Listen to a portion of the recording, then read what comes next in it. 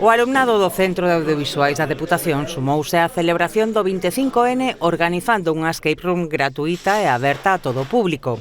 A actividade, titulada Axúdame, por favor, e dirixida polos estudantes de primeiro de produción, estivo dividida en 10 sesións, con 6 prazas cada unha, e desenvolveuse durante toda a mañá, desde as 9:15 ata case as 2 na sede do Centro de Audiovisuais.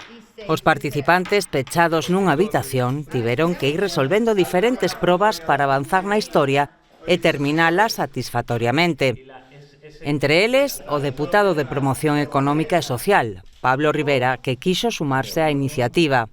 A escape room conta a historia de Clara, unha muller atrapada nunha relación abusiva e que intenta, en secreto, comunicarse cos seus amigos e familiares deixando pequenas pistas coa esperanza de que alguén entenda a súa situación e poda axudala.